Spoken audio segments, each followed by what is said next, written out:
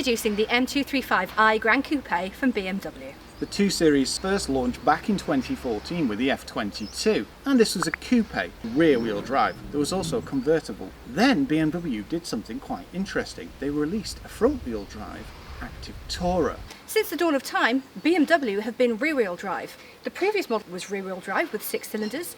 This model is front-wheel drive with 4 cylinders. We have the xDrive though.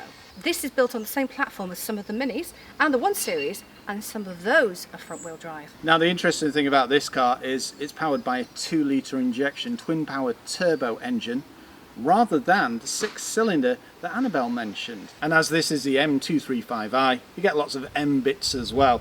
Performance, well, 0 to 60 in under 5 seconds, 306 brake horsepower, and economy up to around 36 to the gallon. That's not bad for this power. Prices for the range start at just over £26,500. The model we have here with options and packages is around £44,000. A lot has changed with this redesign. It has an entirely new front. A quandary a lot of people had is whether this kidney grille would overpower, unbalance and make the car look too different, out of proportion with the rest of the car. Personally, I like it. One of the things that stands out to me is the LED daytime running lights. They scoop round, which is similar to the angel eyes you'll see on previous models. We have the technology pack, which means we're fitted with the BMW Icon Adaptive LED lights. This new style is far more in keeping with the design language that BMW are going for. It's also fitted with parking sensors. We have 19-inch alloy wheels. They are bi-colour and they're V-spoke. All-round disc brakes which are vented at the front, and you can see from the caliper that it's M Sport. And what M Sport will be complete without the badge? You have electrically operated power folding door mirrors, sporty side skirts, and the biggest thing that you'll notice, it's a 4-door, hence Gran Coupe. Beautiful sculpting and body lines here. All of the doors are frameless. The rear has also been redesigned. The lights are thinner, they're more sculpted, and you have this black bar. This Snapper Rocks blue colour really pops, especially with this boot spoiler. When you're driving a BMW M235i, you want to tell the world about it. I like the fact that that badge and the xDrive one match the colour on the front grille. You've got a high level brake light and a shark fin aerial. It comes with a reversing camera and parking sensors, and the look is finished with this glossy rear diffuser that houses twin exhausts. Let's see how easy it is to get into the new 2 Series Gran Coupe. Keyless entry.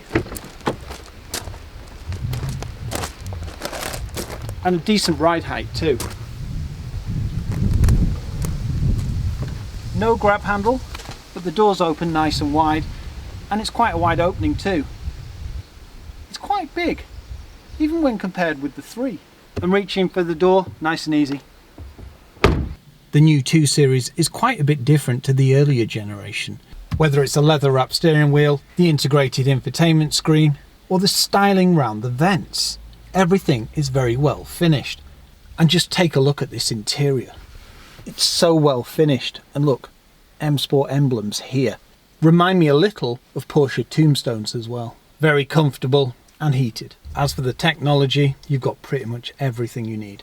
You have all-round electric windows, power folding, heated door mirrors with blind spot detection, and on the right hand side, this is where you control all the lights. Below there, you've got your bonnet release. It requires 2 pulls to pop it. The cluster is like you'd expect on any BMW. Very well laid out. You have your speedo on the left, rev counter on the right. Your fuel computer will cycle through various modes, including telling you how many G's you're generating, brake horsepower, Newton meters of torque, media, even navigation. And we have the tech pack, which means we have a heads-up display as well, and that will give you a lot of information that displays onto your windscreen. On your steering wheel, you have your media controls to the right, and on the left-hand side, your active cruise control with stop-go. Behind that, the paddles for your gearbox. Moving to the centre, you have this decent-sized infotainment screen. It's touch screen. You can operate certain aspects of the car. You can configure your sport individual settings as well. Your steering, the engine and the transmission, responsiveness, things like that. You also have Apple CarPlay, Android Auto, satellite navigation and DAB radio. There's also Wi-Fi on here as well. And with all BMWs, updates are received using this. We also have the uprated Harman Kardon system in this car too. Below here, this is where you disable your safety. You've got your heated seats, your demisters and the shortcut buttons for your digital climate control. The readings display here. You have a wireless phone charger here, USB, 12 volt socket, and the media controls. You've got a rotary dial and some shortcut buttons as well. To the right of that, you've got your gear shifter, reverse, neutral, drive, and a park button on the shifter itself. If you knock it left, you'll put it in sport or manual. On the right hand side, you can disable your traction control, you've got your park assist button, and you can turn off your start stop. Start engine stop button, behind that driving mode, sport, comfort, eco, pro, and behind that your power handbrake with hill start assist and an auto hold button. There's also a USB-C under the armrest. I've got lots of headroom, even at 6'3". I've got lots of legroom too. It's a 2-pedal system because it's automatic. I've also got a footrest on the left hand side as well. Lovely armrest on the right, very comfortable, and leather wrapped armrest in the centre as well. And the steering wheel is heated. Reach and rake adjustment, and on this car we have the comfort pack. So both front seats are electric, and this one has driver memory too. They're very comfortable, they support you extremely well, and this part extends too. You have a decent sized door bin, storage in the centre for 2 cups, and if you lift up the armrest, that's a decent storage area too, as is the glove box. Now, coupes are always interesting cars to get into because they're 2-door. Let's see how easy it is to get into a 4-door. The doors open nice and wide. This works well to rest on. It's an interesting opening. Because of the sloping roof line, you do have to duck down a bit, but bear in mind I'm 6'3". There is also no grab handle, and the door's nice and easy to grab.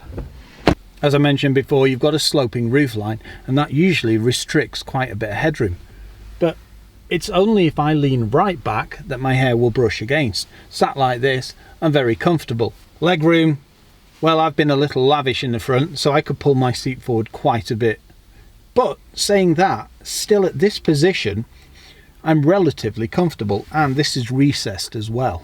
If you do find your knee resting against the door handle, it's soft touch, so it won't dig in. This will be a very comfortable car for 2 people on a long journey. You've even got this pull down armrest with cup holders. 3 people on shorter journeys and 3 children, no problem. You've got ISOFIX points on the rear of the seats. They're also on the front passenger seat too. Airbags all around the vehicle as well. And look at these M Sport seatbelts. I love touches like this, like the emblems on the seats, and anything where you see M Sport colours. It's very comfortable, it's plush, and it's well finished in this Dakota leather. And one thing that really stands out to me, and would help with my visibility, is the way that the headrests are incorporated into the seat. The top of the doors, a soft touch like the front. You have a nice armrest on the right hand side which is padded. I do love this additional styling as well, it just lightens it up, as does the door handle. You have an electric window and a decent sized cup holder too, and in the centre you've got some vents and USB-Cs. And don't forget map pockets on the back of the seats. Opening the boot is nice and easy, just hold down the button on the key fob and it will fully open. You have 430 litres of space. It's a nice square space, and realistically you need a torch just to see the rear. Got some netting here with a first aid kit, and if you lift up this, extra storage and tethering points too. And you've got 40, 20, 40 folding seats. You drop those and it will increase the boot space quite considerably. There's a 12 volt socket here, and the question you're asking yourself, how easy is it to drop the seats? Well, simple. Under here you just have a pull lever. This is now released and the seat will drop down. And there's no gap between the seats either, so it makes it easier to load. And you can drop down the centre section by pressing this button and pulling. Welcome aboard the F44. Yes, the BMW 2 Series Gran Coupe M235i. Just listen to the burble. Now, some things have changed. It's not rear-wheel drive anymore. It's built as a front-wheel drive car, but you can get xDrive. And they've changed the engine as well. You've got a 4-cylinder, 2-litre injection petrol with twin-power turbo and an 8-speed automatic gearbox. And can it go? Yes. 0 0 to 60 in just under 5. And you've got M Sport brakes as well, so no worries about stopping. Very responsive gearbox. And if you knock it into sport, Oh. it sticks to the road like glue. It's literally like it's on rails.